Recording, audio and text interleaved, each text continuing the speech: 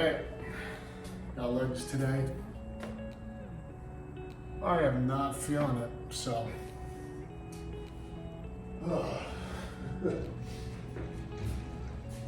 Whenever I'm doing legs,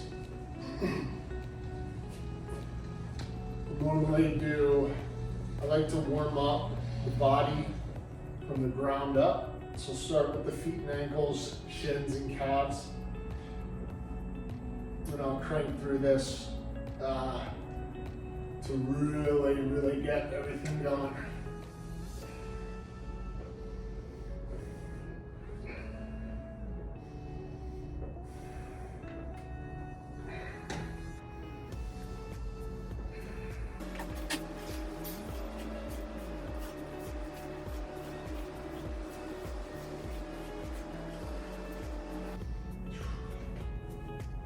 It's really important to make sure the feet are warmed up, the ankles are warmed up, especially if you're doing anything with knee over toe, so lunge, squat, split squat, anything like that. I see so many people neglect their feet and ankles, and they wonder why they just don't perform as well. So, because today I'll be doing a lot of knee over toe stuff, knee focused, to really get that going. And I won't be able to push as much weight if that's the case. So I'll really get these guys warmed up. This is another great exercise, Patrick step. It just primes the nervous system and that joint for that knee over toe. A lot of barriers I see for people, especially with myself. My ankles get really tight. So I'll spend a lot of time warming them up to make sure that everything's flowing properly.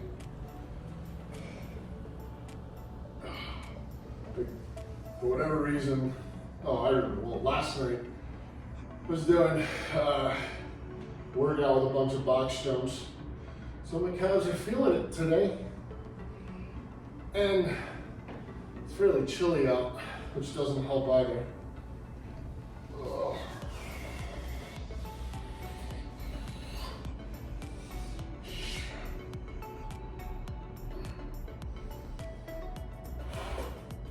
So once I get ankles, shins warmed up, then I like to go into priming the hips. So we'll do some mobility with that. World's greatest stretch. It's called that for a reason. The reason I love it, because one, it can really stretch out inner hip, your adductors, and then as you come down, you get that deep stretch in the inner hips. And if you keep that back knee up, which I'm doing now, I'm feeling that hip flexor as well. And then when I rotate up, not only am I getting rotation, the shoulders firing. Not that I'm using shoulders today, but it's a good warm up. So I'll really sink down, and then I'll come up. And another thing you can do too, you can push this knee out to really stretch out those hips even more. So I'm kind of just sitting here for a bit. Feel it out. Do a couple more. Again, as I'm coming down, drive that knee out. Okay, let's switch.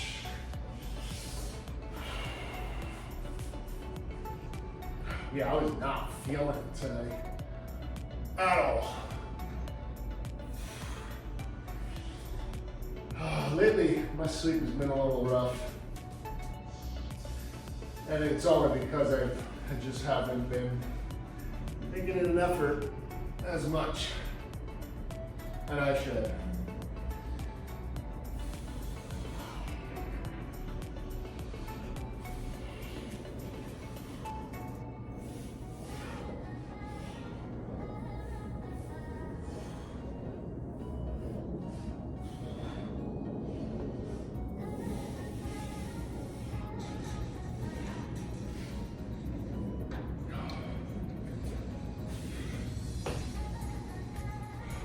Look at the hamstrings going through and the spine. Gonna be a lot of spine getting work today from a stabilizing standpoint. So we're gonna warm it up. My favorite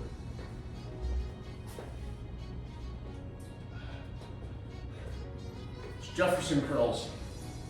Now, I'll start with my feet on the ground, but as you'll see, this is designed to lengthen the spine and hamstrings. So I'm just gonna go nice and slow, and I'm gonna flex everything forward. As you can see right now, I'm super tight. My range of motion is not great. We'll come back up, and you'll notice each rep I get a little bit better, or a little bit deeper.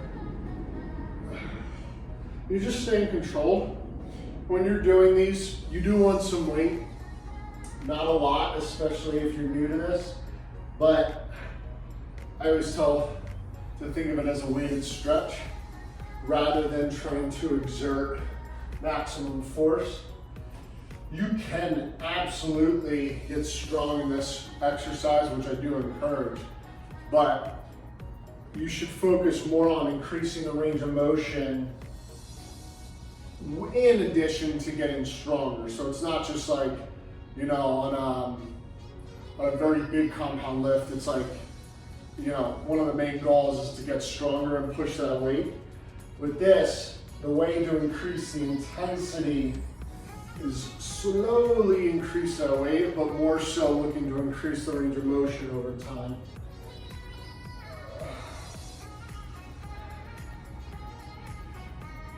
It's already feeling better.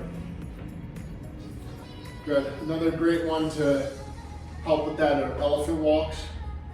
So, let's see, get you there. So I'll put my hands down to the ground and I walk my hands out as much as I can until they're flat. And then I'll just march back and forth, driving the heel towards the ground. And this is like a great isolated hamstring to really focus on increasing that range of motion and priming the hamstrings as well. A lot of times your hamstring range of motion is tight because the nervous system is just, or the muscles just aren't quote unquote awake or warmed up.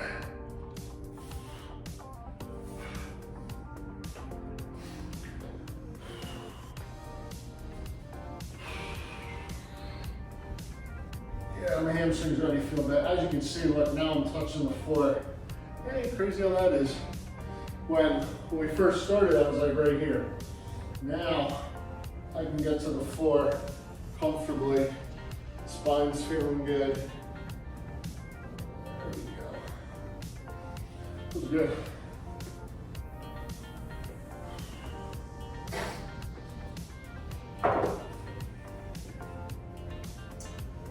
Okay, so we're gonna start, we're gonna do two movements to really isolate hamstring and then quad and knee, well, and hip flexor.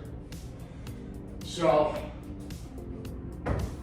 when training the hamstrings, I need more caffeine. When training hamstrings, you train the hamstrings in two different ways. From a hinge and from a bent knee. So you want to train both. So I'm starting with bending the knee, and that really targets one of the hamstring muscles that is on the outside. So we're going to do a monkey foot. You could also do hamstring curl machine, whether you're seated or lying on your stomach. You do banded hamstrings, lying banded hamstring curl. I don't have a machine. I wish I did.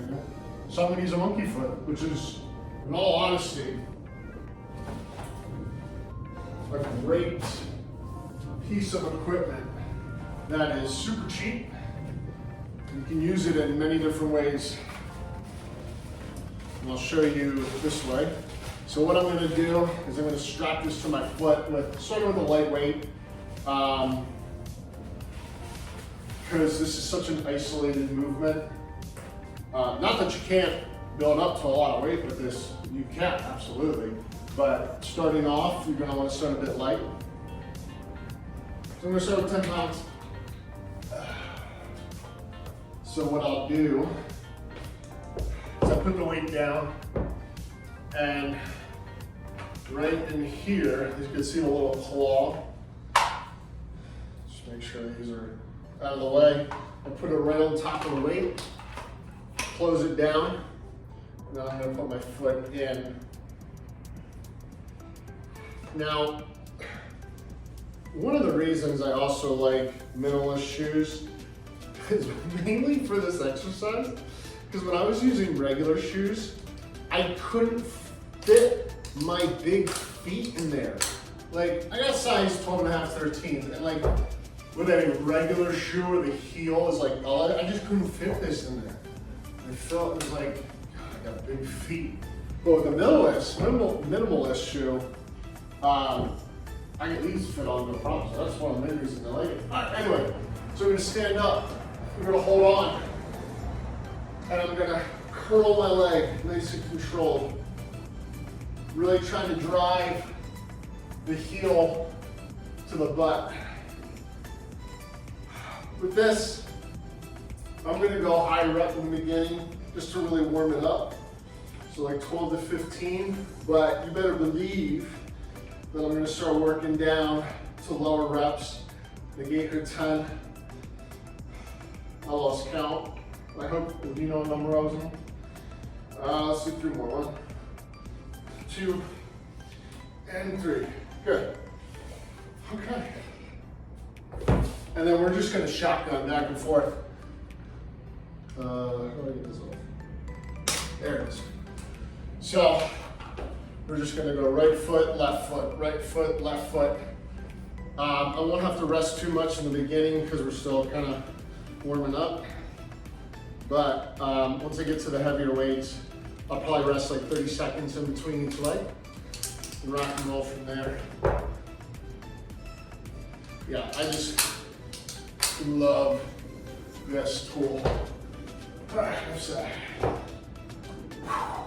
Here we go. We're gonna keep that knee back too. Sometimes we'll see the knee in front, doesn't really hit it that hard. So keep the leg, the knee back, then curl. 4.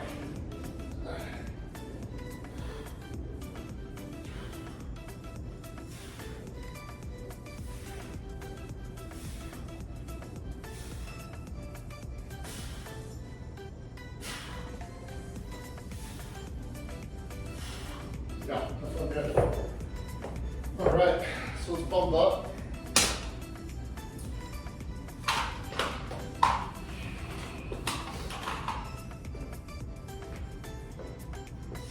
You know what? I'm just gonna jump. Let's go to 20s.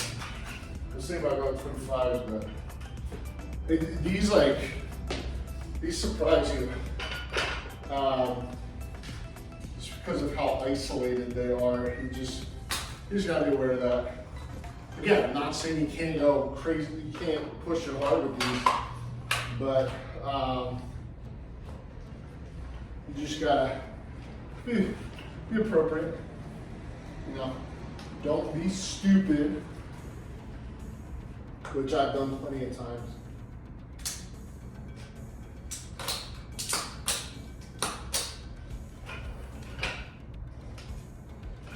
Sometimes there we go. If you have a weird dumbbell, this isn't like a traditional dumbbell, it's clearly adjustable.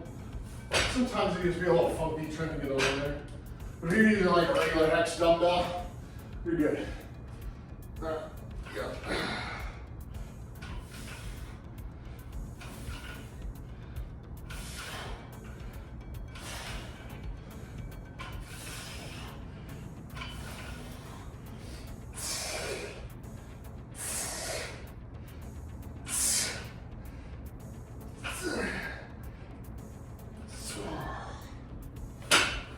Go.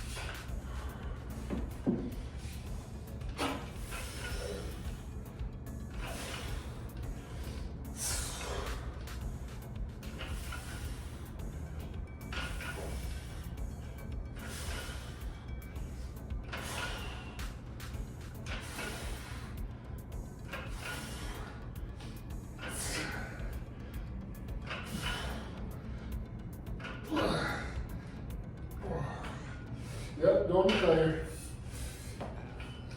Alright. We are going to jump up to 25s. I was hitting 11 and a half reps with that. So we can definitely scuff these up a bit. I wanna fill like 8 to 10. So the reason why I want to fill at 8 to 10, I want to push strength a little bit more. Yes, I want to build muscle. You can build muscle at any rep range from about, well, really any rep range. 5 to 30, you can, all studies show that you can. It's all about intensity, but I want to push strength a little bit more. And to push strength optimally, we know we gotta be at those lower rep ranges. Eventually, I will be transitioning into a pure optimal strength, because strength is fucking awesome. But that's to come. This wet iron thing attached to my foot. Here we go, hard. Yeah.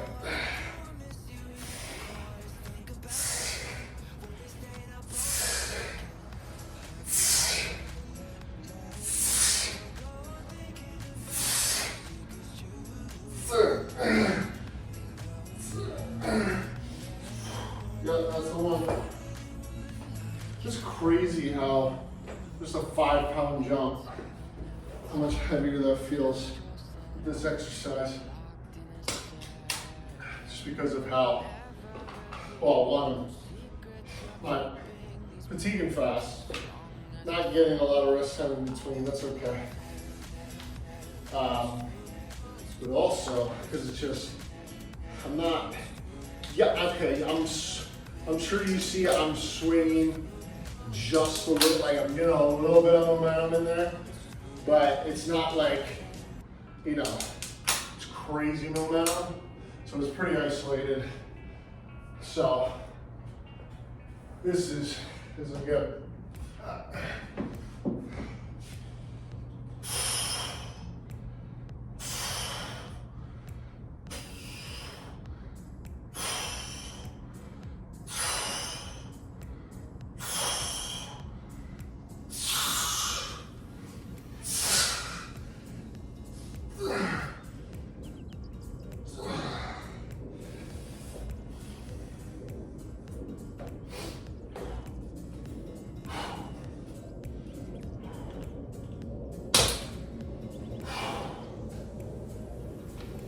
Good.